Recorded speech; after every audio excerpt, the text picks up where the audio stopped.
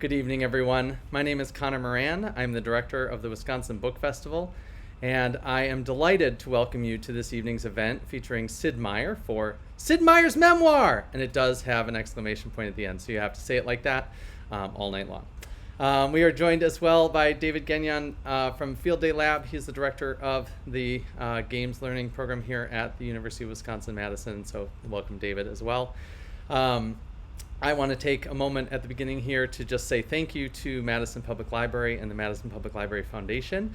Their support of free cultural events for Madison, Wisconsin, the nation, and the world as we get into a virtual event schedule has been unwavering, and they have been absolutely wonderful in making sure that we are able to bring these cultural events to everyone in their homes while we are at home.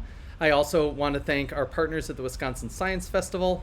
Typically, we would do about a dozen events with them over our fall celebration, which is coming up next week, October 15th through the 17th. And unfortunately, just due to time constraints, we've had to shift some of those around. And so this is a little standalone Science Festival, Book Festival, jointly presented event. So thank you to them. I also want to welcome all of you at home and hope that you will come to many more Wisconsin Book Festival events over the next couple of weeks. We have 25 events in the next 10 days. So here we go. This feels like a good start. And so I'd like to welcome Sid Meier, creator of Civilization, which is one of the greatest titles you could ever have. And, you know, maybe Sid gave it to himself, but maybe we gave it to him. I think a lot of us have spent time with Sid's creations and have very many fond memories of playing various Civilizations and other games throughout time. And now we get to learn from Sid himself how he created those, how he became the creator of Civilization. So I'm going to go away now and let Sid and David take it away. Thanks, gentlemen. Well, it is really my honor to get to talk with you. As we were backstage, if you want to call that, I was just kind of letting you know that this has been just a fantastic book for me to read, and that I feel like this is like meeting a hero of mine for many, many years. So obviously, I am the kind of kid that grew up playing your games. You know, I'm a 43-year-old. I kind of watched them all come out. And was certainly a player of many of those things. I've got a background in computer science, and I'd say that games were a really big part of my interest in computers, and then later got into educational games because of it. So for me, the book was nostalgic, but it also was full of little bits of design inspiration, and just the way you think about games is so sophisticated, and obviously, you know, produces some of the best games that have ever been made. And then all these little playful bits of history of programming that were in here. So this book just kind of hit a bullseye of my interest. I've been just thoroughly enjoying it for the last 2 weeks. The pages are all rattled and stuff. But who were you really writing this fic for when you were thinking about it? Like, what was the bullseye? Well, a lot of the book is kind of related to questions that I'll get when I talk to players and gamers.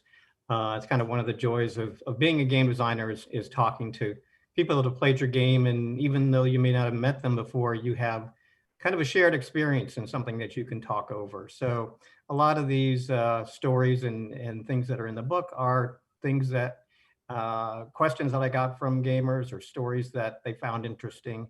As time goes on, some of these recede a little bit into the past, so it felt like it was a time to kind of put them down on paper, I guess it is. A lot of Civilization, a lot of the games in the book happened before the advent of the internet, when everything that ever happened has been archived 100 times. So these things, I didn't want to lose sight of some of these things that I thought were significant. It's kind of, in a way, even though I didn't realize it at the time, I was there pretty much at the beginning of the computer gaming industry. And this is a little part of our origin story as far as computer games are concerned. Today we take them for granted. There's a generation that grew up where computer games were always there. I was part of a generation that had to go through childhood without any computer games. So there's a little bit of perspective there, a little bit of history, and I figured that was that was a good enough reason to write a book. So that generation that grew up playing as an audience, I find really interesting, because computers certainly have changed quite a bit and software has become significantly more complex. There was a couple spots in the book where you talked about things like little technical hacks, like using a font for animation or the pokey chip that allowed you to do certain kinds of audio. You really were on the forefront of computer science as well. So what I'm kind of curious about here is, as you've been pushing the boundaries of technology the entire time, what have been some of the moments that were particularly fun for you as a designer, to claim a new space and to be able to do a thing you couldn't do before? Were there any things that stuck out, like in your history? That was definitely part of the early days of making games, was having an understanding of the technology. We were very limited in the amount of memory we had, the number of colors we had, the speed of the computers. So being an efficient programmer was an important part of being a game designer. And so I do recall the first time I grasped 3D graphics with F-15 and was able to create a wireframe airplane that I could actually rotate and spin around, and that became a game. And a little later with Commodore 64, we discovered how to smoothly scroll a map across the screen, not moving character by character, but pixel by pixel. And this was an amazing breakthrough. And so, like, what are we going to do with a scrolling map? Let's make a pirates game where that's the Caribbean and you're sailing all across the ocean. So a lot of our earlier games were actually inspired by a piece of technology that put something up on the screen that we had never seen before, and inspired us to create a game around it. Things have, of course, changed a lot now. The technology can do anything you can imagine, and the only challenge is how to stop, because games can become ever more complicated and whatever, and that's really not their point. So from kind of pushing up against the boundaries of technology, we've now gone to trying to restrain ourselves from overdoing the use of technology. Yeah, that was actually the question that kind of came right with the first one, which is, are there moments where you've maybe been inspired by technology and it's inspired you in the wrong direction?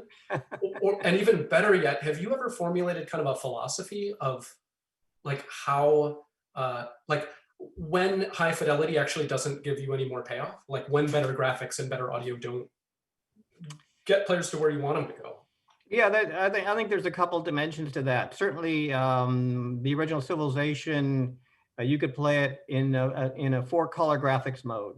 So we were asking your imagination to jump on board and provide a lot of the experience there. And in a way, that was a handicap. But in another way, it immersed the player in the game perhaps more deeply than a fully 3D cinematically rendered world might. So I think that there are trade-offs. I think as the visuals and the sound and all the presentation aspects of the games got better, it enlarged the audience. It made games more accessible, and we've certainly seen this in its immense growth in the audience.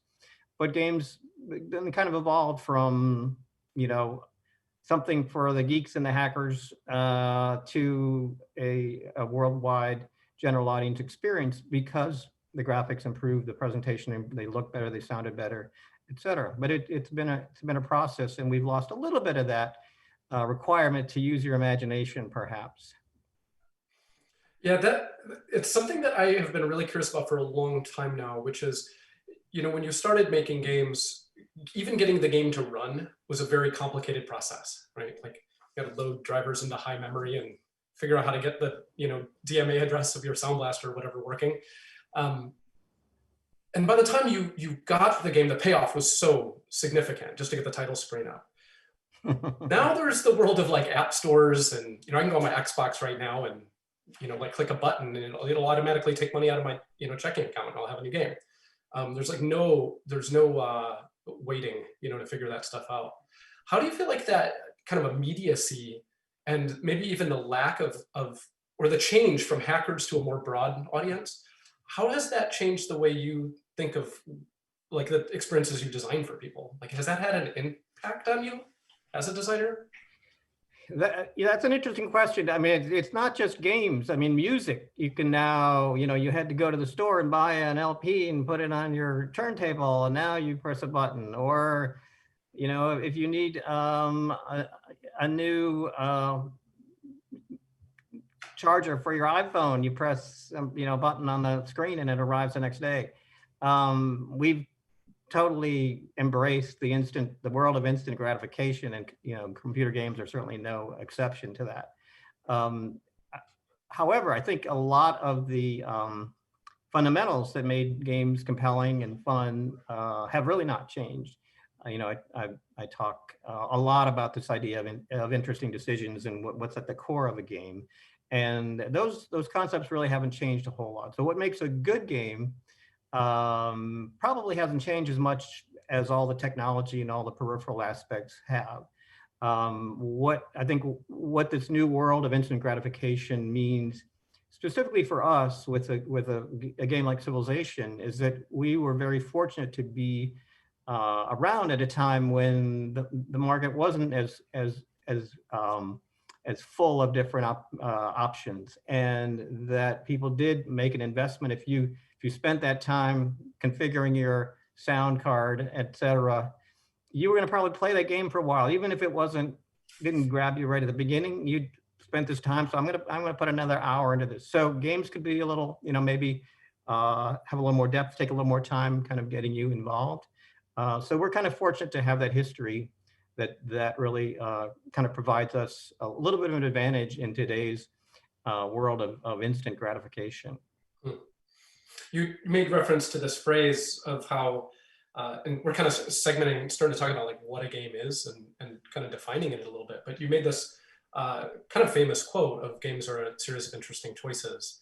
And there's a passage in the book I was hoping to read because I found it, like I actually shut the book and then wrote down the entire passage because I think it gets at this so well. And it's right at the beginning of the text. So you write, the important takeaway is that it's a mindset that looks outward rather than inward. We're surrounded by decisions and therefore games in everything we do. Interesting might be subject to personal taste to some degree, but the gifts of agency, that is the ability for players to exert free will over all their surroundings rather than obediently following a narrative, is what sets games apart from other media, regardless of whether that agency is expressed through a computer keyboard, plastic tokens, physical movement, or entirely in the mind. So I really like this part. And then I think you really hit on it here, where you say, let's see, it's no subject is universally boring. Everything contains a core of fascination somewhere. And the primary job of the game designer is not to make something fun, but to find the fun. And that single sentence I find to be just kind of profound. So I'm kind of curious, I spent a lot of time with folks that are educators and they're thinking about games as an education media. The whole book is kind of walking around this idea of like how the fun relates with the topic and sometimes where factual accuracy plays in for better or for worse.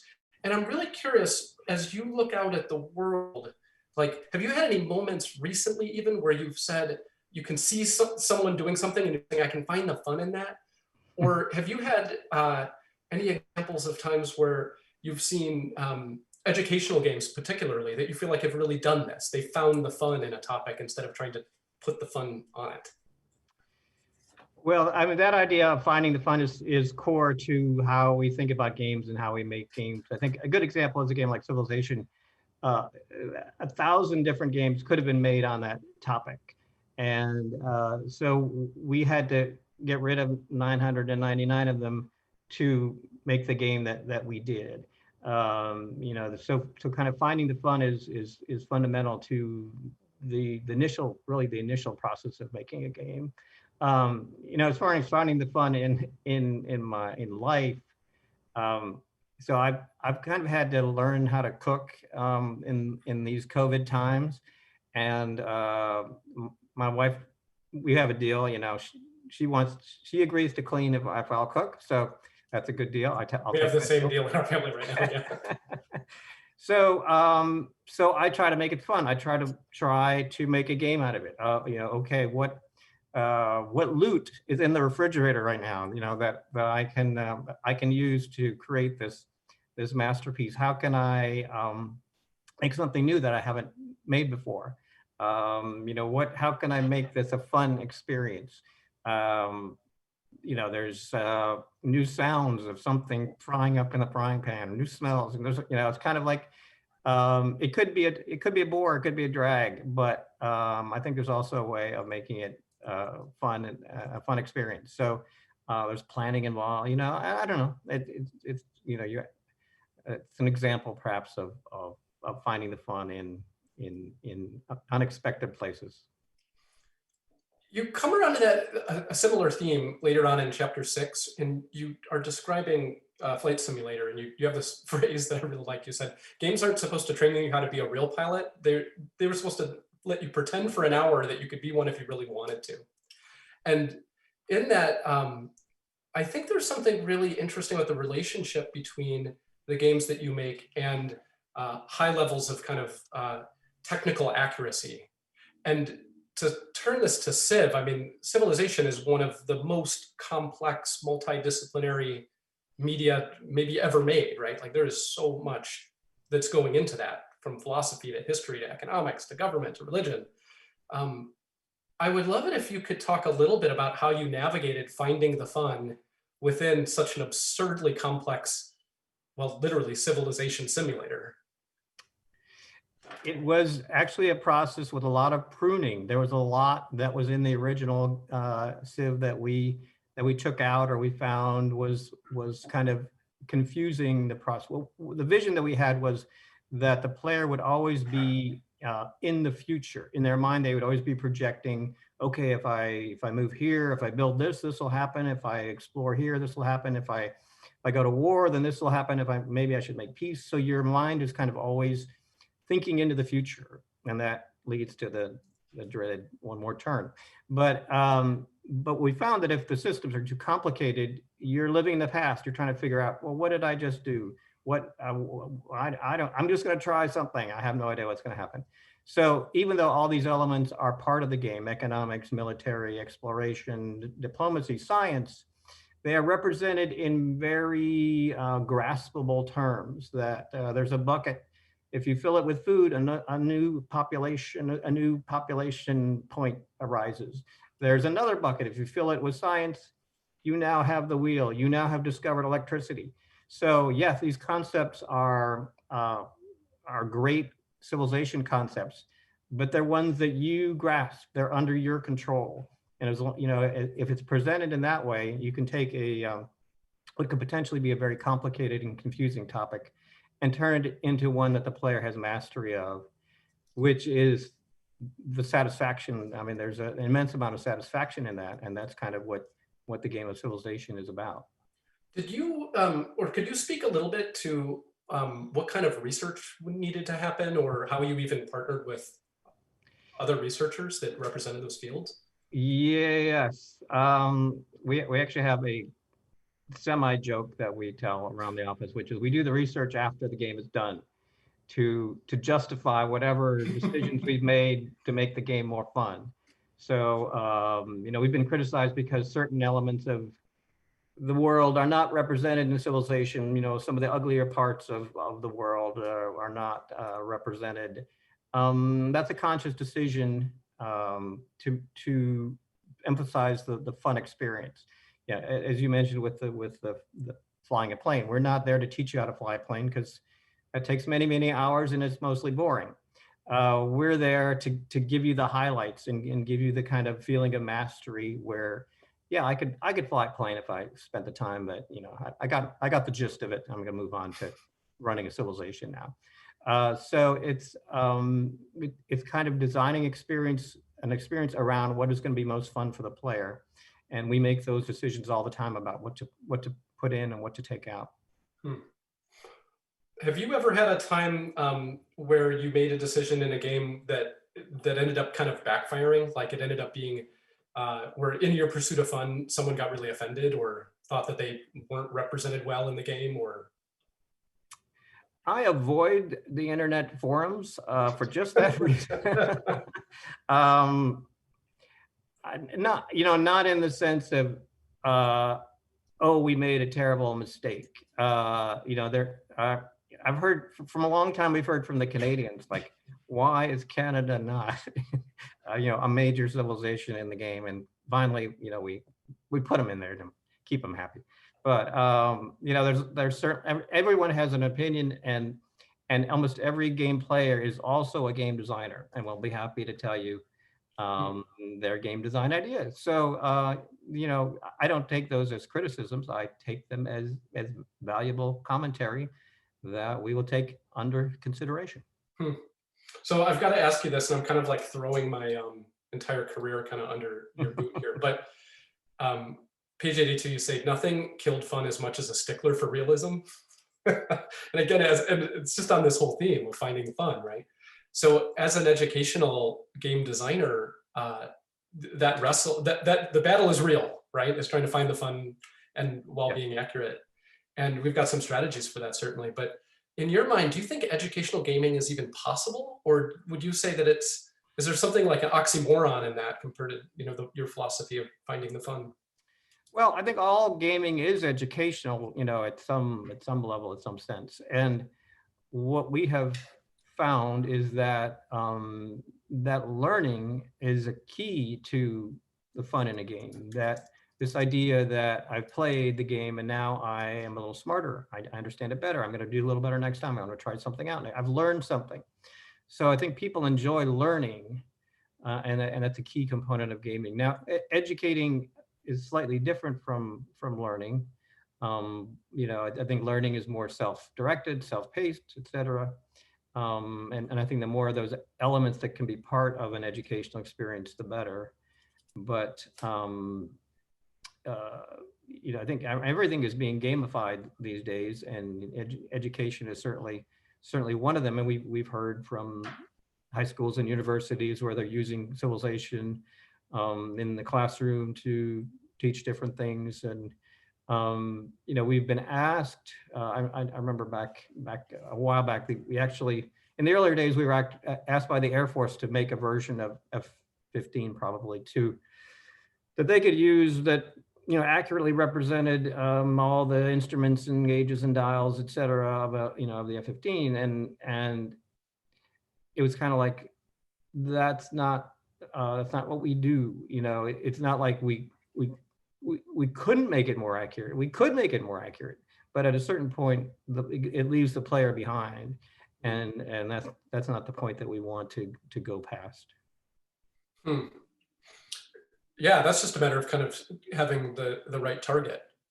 So well, we knowing what it honor, is. Yeah, we revere the player. I mean, one of our fundamental rules is the player is the star of the game. And one of the questions we ask repeatedly is, who is having the fun right now? Is the player having the fun? Is the designer having the fun by amazing you with their incredible knowledge? Is the computer having the fun by cranking away at some incredible model in there? No, it's the player that has to be having the fun. That is the goal. And so, if accuracy impedes the player from having fun, then we're going to have to, do something differently, or, so kind of keeping the player experience front and center is just core to making a game. This kind of leads me into a series of questions really around the process of making games as you relate to the player. So in chapter 7, you talk, about a time when letters that you would receive in the mail from players were like a primary form of feedback. And then obviously we're in a world that is moving more and more towards data and using large amounts of data to make decisions, from, everything, the design of a website to, in the case of our studio, we use data to inform our game design. How do you think your own process of relating with players has changed over the period of, 20, 30 years now? Like what have been some of the major milestones in it where you feel like you're relating differently with the player, just by the media even you can communicate with them with? Yeah, the form of feedback has changed quite a bit. The content, maybe not so much. We've always made games that we ourselves want to play. So we are kind of our initial target audience.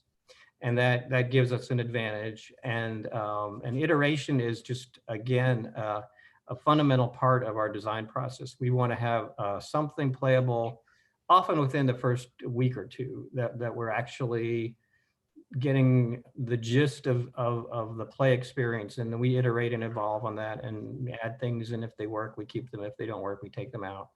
But we're for a very long time making a game for ourselves. And then at a certain point, we will bring in play testers, other people to play. Often that's a very enlightening experience. It's very easy to kind of go down this path of getting better and better and better at the game, and assuming more about what players do and know and will do.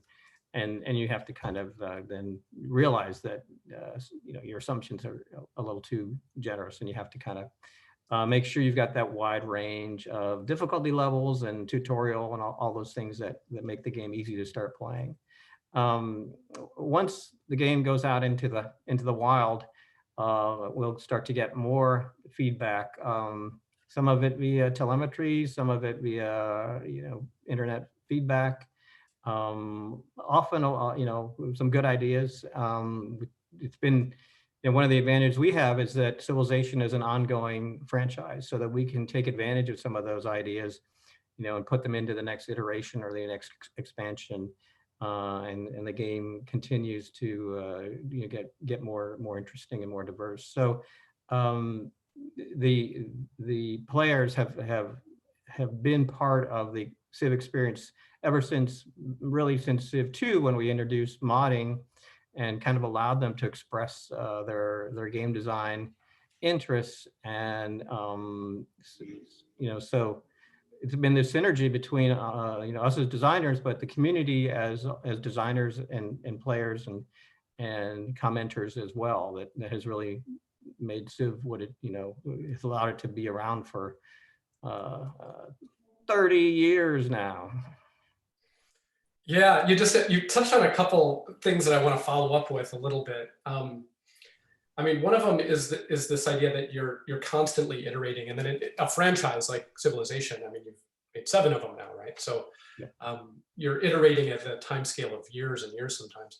I feel like there is a common narrative that plays out where hacker kid spends a weekend inventing a new app or a new game and then becomes a billionaire overnight. And that doesn't seem to line up with the story that you're telling. Like, if you would speak a little bit more into iteration, I'd just be really curious to hear how tight of a fist do you hold your initial ideas in, and how much do you think the original ideas that you start with ever make it through the process? Well, originally there is a vision of what could be fun about this. I mean, if you talk about something like pirates or railroads or the history of civilization, there's a certain, I think, almost a visceral, this is what probably going to be fun about this. Now, how do we bring that to life? How do we let the player experience that? That's the process of iteration. Take Civilization, for example. It must feel very satisfying to create this great civilization. Okay, so what are the pieces of creating a great civilization? It's managing your people, discovering new technology. Okay, so how do we let the player take the leading role and make those things happen? That's where the iteration comes in. We need science. Okay, how does science work? Filling a bucket with light bulbs? That's not obvious that's the way to do it. So we probably tried 2 or 3 other things, and we found that if you fill a bucket with light bulbs, you get it, and it makes sense. So the iteration is kind of finding the ways to make these concepts that are there, these nuggets of fun that you are aware is part of this topic, but how do you give the player ownership of those things? And that's the process of iteration, finding those systems and those mechanics that will make that happen. I mean, maybe it's just a question of pure scale, but um, I'm not sure that most folks that play your games have even an order of magnitude understanding of the number of iterations that a game goes through, even at the really early phases. Like, could you just maybe answer that? Like, when you say iterate, like, how many times does a typical Sid Meier game get iterated on before it makes it to the public? Often daily. There are many times when I will go to somebody and say, don't play yesterday's version because today's is so much better. So it is often daily and sometimes more frequently that a new version will appear. I mean, I'm constantly what I refer to as sitting in all the chairs. Like I'll design something and I'll be the designer, sit in the designer chair for a little bit and I'll have an idea and I'll go over to the programmer chair and program that into the game and then jump over to the player chair and play it and see if it works. And I'll yell over to the designer that it kind of works, but you need to fix this. So I'm kind of rotating around these three chairs, design, programming, and playing constantly. And so we're iterating all the time. And so I'd say hundreds of iterations goes into the final game with the goal of it feeling inevitable. That there's no other way even though there were 100 different games that led up to this, all playing a little bit differently, we want the player to feel this is the only way this game could have ever happened, worked. There's nothing here that can, makes me think, I wouldn't have done it that way, or they should have done it this way. Hopefully we've had all those experiences and changed them so that the final product feels almost inevitable.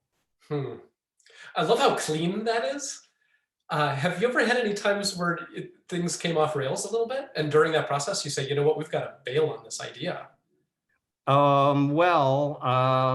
Actually, of all the prototypes that I've started, I'd say probably less than half of them have actually turned into finished games. So there are times when the vision that you have, the fun that you think is there is just a little bit out of reach. You just can't make it happen, and then it's time to try something else. So we not everything, even in a game that's successful, probably a third or more of the ideas that we tried were taken out, just didn't work. So it's a process of iteration that allows us to realize those things early and hopefully fix them. You mentioned sitting in different chairs, and this is one of the other kind of threads I wanted to pull on a little bit, which is, I think a lot of people that would read this book and follow you are not only interested in your games, but probably are interested in game design. And I would say that of most young people I've talked to, when they think about being a game designer, they primarily think about software engineering. Like that's what game development is software engineers. You've gone from being a single person studio all the way to running a very large studio. How would you describe some of the main roles that exist on a team? And I'd also be kind of curious, like, what percentages do you put on them? Like, how many engineers do you need for every artist, kind of thing? Like, what do you think the breakdown is? There are many roles in putting a game together. Certainly software engineering, programming, but there are subcategories within that. There are engine designers, 3D graphics, user interface, artificial intelligence, just the file management, load and save. I mean, there's a bunch of different pieces that require somewhat different skills, and when you get into networking, et cetera. So there's a bunch of different software skills that are needed. Within the art domain, there are many different skills: modeling, texturing, animating, lighting, creating backgrounds, and others. And then in terms of sound, there's music, scores, sound effects, voiceover. I mean, there's a bunch of stuff. And in addition to producing and managing and trying to keep projects on track. So in terms of numbers, probably, I'd say 50% artists, 30% programmers, 10% sound, and 10% production would be a rough breakdown. What excites me about that is I think conversely, a lot of kids that don't feel technically minded. 1% designer. Oh yeah, one designer, right? No, everybody participates in design to some extent, but at the end of the day, somebody's got to make the decisions. So I really like that. That's so inviting, I think, to a lot of different people. You know, like it's a media that's complicated enough that it needs pretty much all hands on deck. You know, like it's not just a bunch of technical folks. It really is storytellers and artists and such. And I find that really interesting. You're even saying that the majority, the largest group, would fall more into what I would call like creatives compared to engineering types. Has that changed, do you think, over the years, or do you think that that's just kind of like what a game is? That has changed. I think as the capabilities, the graphic capabilities have expanded from 2D top down to 2.5D to 3.5D to cinematic movies. The requirement for art, the expectation for art has grown. So that part of the project has probably grown the most. But the technical side has as well with networking and multiplayer and the 3D graphics also require a lot of software. So yeah, both sides have expanded, but a bit more on the art side. There's another thing I wanted to pull up before we move on to our next theme, which I wanted to be around the industry itself. But you mentioned modding just in our conversation now, and in the book, you had this moment you kind of described as a bit of surprise when you saw what people were doing with the ability to mod Civilization 2. Could you quickly describe like what modding is, and then just as a designer, I'd love it if you could speak a little bit to how modding has changed the relationship between the designer and the player.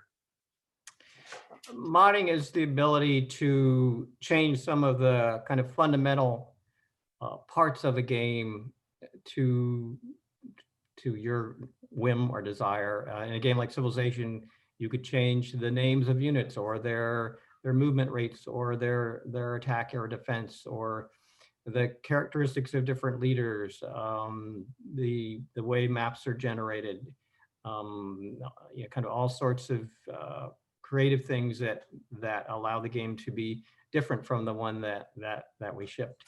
And I think we recognize certainly that with Civ that a lot of people had game design ideas, and modding gives them an opportunity to exercise them. And we've seen an incredible amount of creativity there.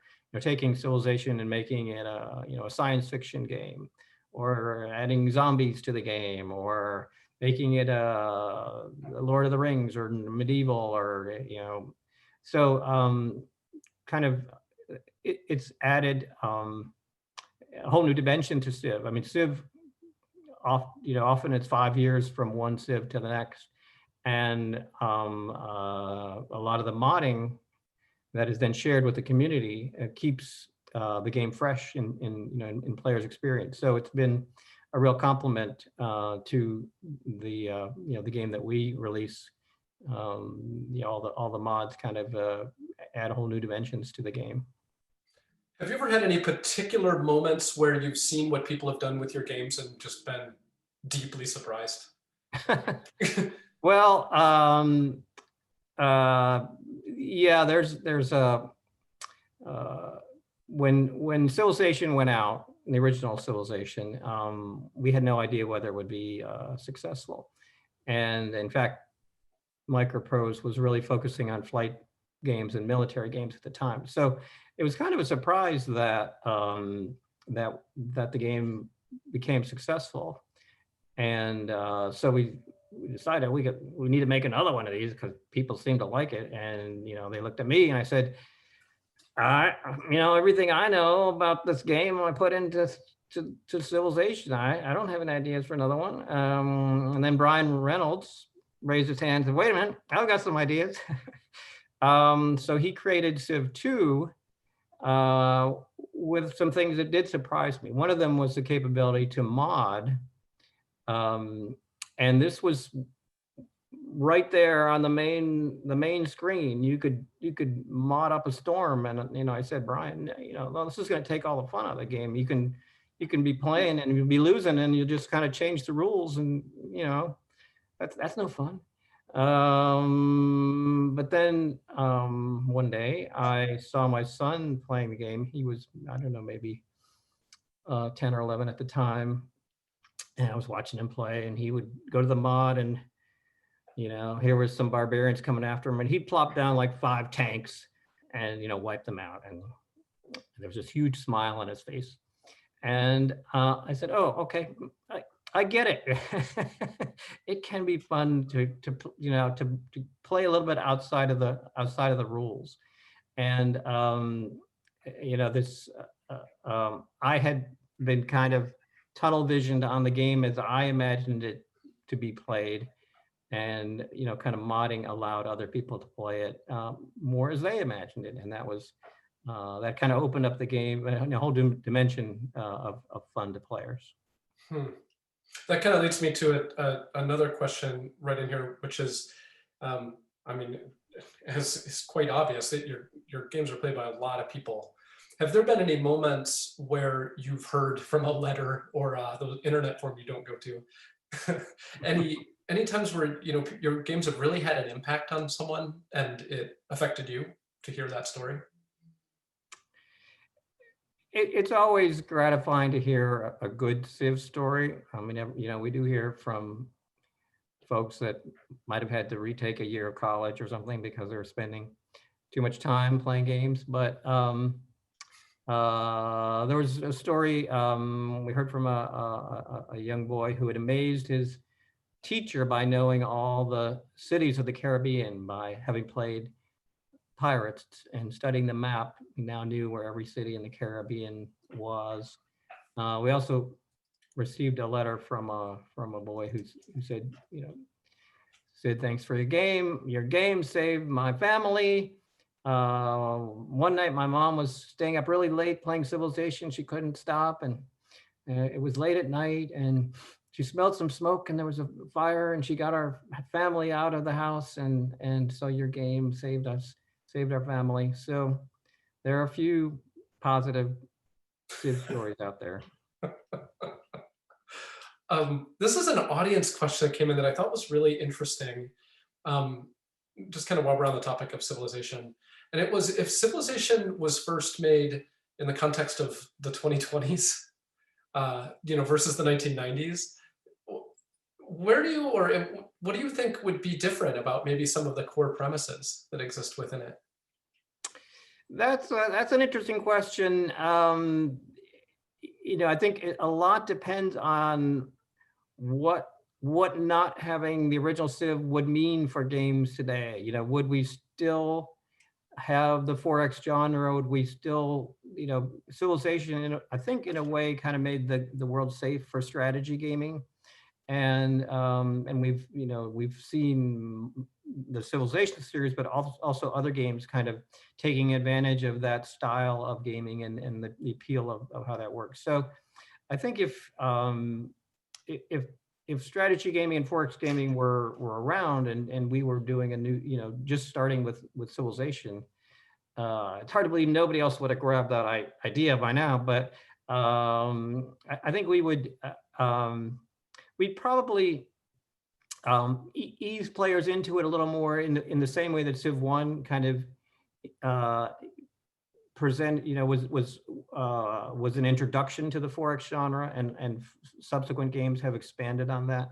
I think we would probably also think in terms of kind of easing into it at this point. But the core concepts have held up amazingly well over the years. So I think we would still be using many of those same ideas. The idea of turn-based, I think, is allows the player to really dive deeply into the decisions that the game presents them. The scenario, the scope of the game, the epicness of the game is part of what makes it appealing. And I think we would do that today in the same way that we did it back then. Hmm. I mean, it certainly is. I can't think of any other game that is as widely scoped. I mean, Civilization's pretty big. It'd be a universe simulator, would be like the next step up. One of the things that I've always been very curious about, and we've kind of come at this from a couple angles, but I'm going to ask the question kind of right center too, is, when you're talking about religion and economics and government structures and the history of civilization, I mean, there are a lot of very nuanced and subtle details in the middle of this that people spend their whole careers studying and arguing about. And here you are as a game designer, finding the fun in all of that and pulling it together. I'm really curious if you've had any moments or even like some philosophies that guide your design where you decide when, games, like a particular topic or a particular element within the game might not be a good fit for the game. Or maybe said another way, are there certain topics that are too subtle and too complicated for an entertainment game to get into? And how do you suss that out before you go down that path? It's not so much the subtlety or the, subtlety we can unsubtle and complexity we can simplify, but it's really a kind of moral ambiguity or moral dilemmas that we tend to avoid in terms of we don't want there to be one path which leads to victory but makes you feel bad about winning or what you had to do to get there. That is not the kind of experience that we're trying to create. So where there are kind of areas that are controversial or would cause, we're not there to impose our philosophy or our politics or our morality on the player. Again, the player is the star, and anything that kind of makes them feel uncomfortable or not not invested or not willing to own the experience is going to take away from the game. So we do avoid some issues that are not going to make the game experience more fun, just make it I think make you feel uncomfortable about playing. So we'll leave those things out. Yeah, that seems like what I would guess is that you've got more of like a curation kind of approach, like just making sure to leave some things out. There's one issue that I find as a designer is complicated because you can't leave it out, and that's any idea of representation. So whenever you've got different kinds of people that are inside of a game, whether they represent China or whether they represent a female or whether they represent a Black man, representation is always happening in games. And it's something that our team has to talk about a lot, which is, how do we navigate that? Do you have any kind of inside theories or ways that you think about that when you are representing people in your games? Well, I think we have the luxury now in Civ of representing almost every civilization known to the world. I think an earlier criticism of Civilization might have been that it represented, a Western view of history, but that's something that we've been able to, over the years, expand to include, many diverse civilizations. I think we're also dealing with things at a fairly simplistic and kind of understood level. One of our other jokes is that we do our research in the children's section of the library because we're using concepts that everybody kind of agrees on. If you invent the wheel, then now we can build a chariot. There's not a controversial statement. I think that there's a lot of things that we all agree on.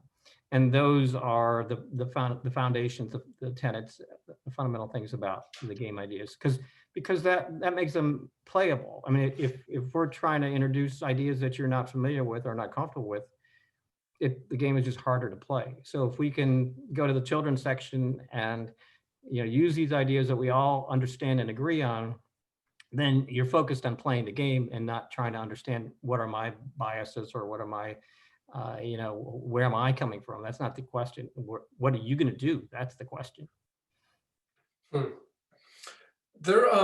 I kind of wanted to shift it a little bit, and this is these are more like very well memoir like questions, really. And you've had literally a life in computer games, and I'm really curious, to frame some of the highs and lows in that. This is a little exercise to do with my kids over dinner.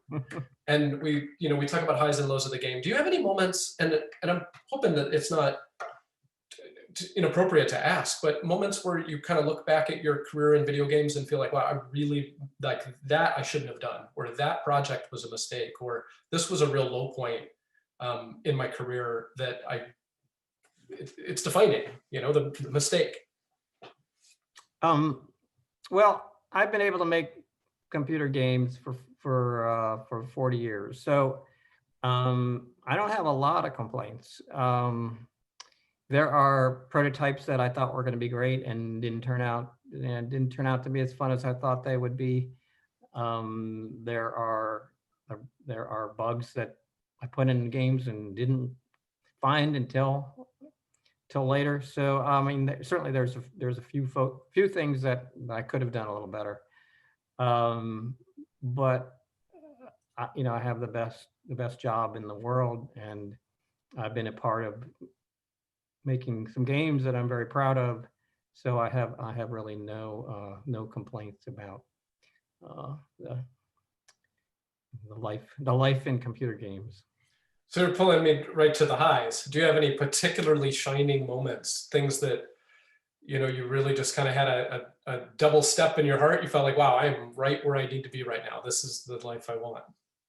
There's certainly a lot of those moments. I mean, there are days when I say, I've done like a week's worth of work today. I mean, I got this thing to work that I thought it was going to be super complicated, and it just all came together.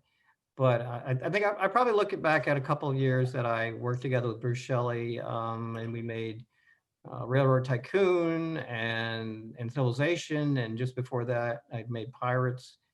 It's a little bit of a golden age in terms of where the technology was, where we were as game designers, and where the audience was, and kind of ready to accept some new ideas and try some new things. Where I think we established some a foundation for games that we were going to make, and also for some genres that other people have pursued. So, if I was looking for a high point, it would probably be those years when we put out the games that fill up a few chapters of this book. Yeah. I mean, kind of turning to the future, and even, the chapters that haven't been written yet. There's an audience question that came in that I have my own version of, but I really like this. Do you have something that's kind of been on the horizon, like something you've wanted to make that's not under some sort of non-disclosure agreement? It's like some dream project, the one that always got away, the one that's always right around the corner. Is there any project like that that's just kind of been floating around in your mind for a while? And not really. I mean, I've actually had the luxury of being able to pursue almost every game idea that intrigued me or fascinated me. And so, I have to say, there like I mentioned, there are prototypes lying around that never got made, and I talk a little bit about the dinosaur game in the book, and how that started off with such high expectations and kind of never got to where it needed to go, but it was very, very much a learning experience through three completely different prototypes and different genres and different approaches.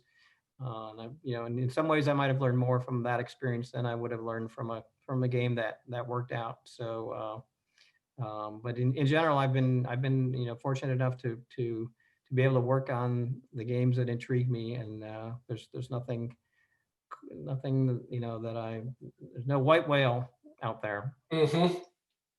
So I guess this is one of my last questions here, actually, is there a direction where you feel like gaming as a media is going, or the industry is going, that particularly excites you?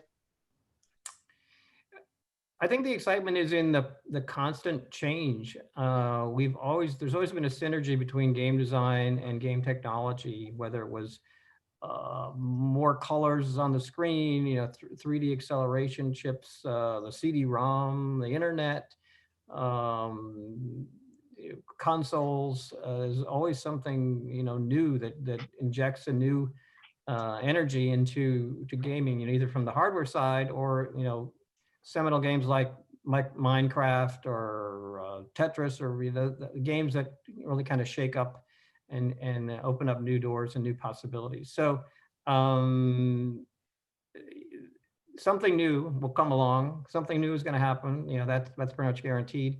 I don't know what it's going to be, but we'll find a way to make a game out of it. I can guarantee you that. I want to read another quote for the last question, and it was right near the end of the book. And you're talking about the explanation point, which is kind of a fun, it's just a thing. It's like almost a brand. And you said, you're talking about Sid Meier explanation point, and you say, it's really just Sid without the explanation point in all his best moments. Not only is the italicized version of me very different than the original model that sits at my desk every day, but it's an actual different person for every individual. And this is frozen in time for whatever gaming experience stands out most for them.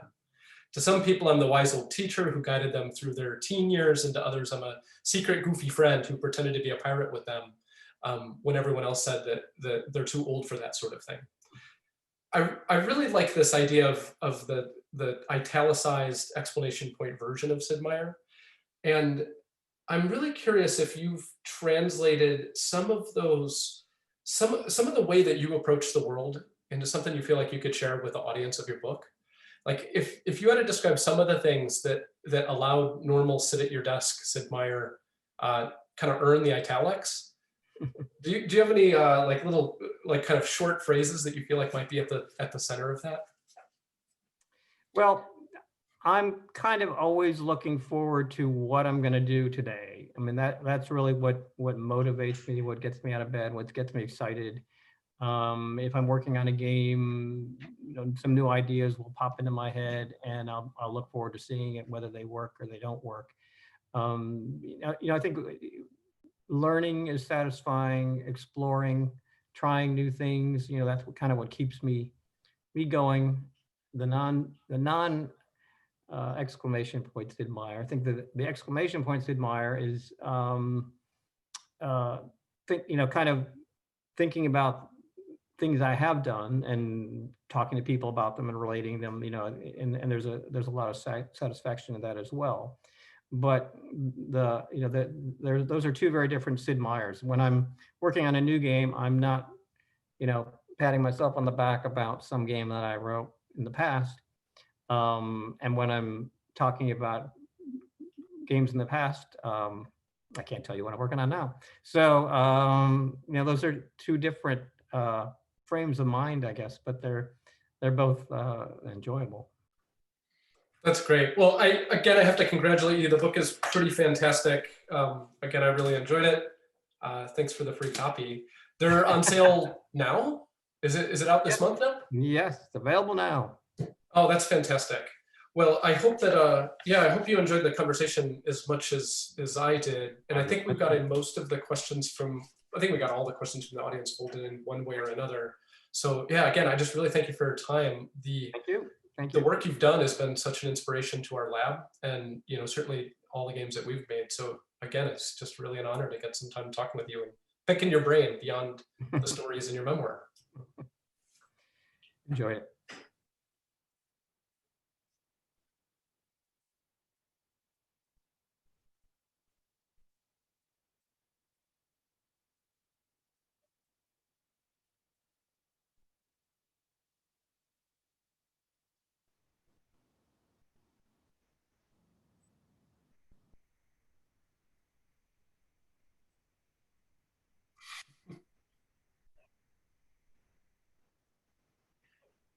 Oh no.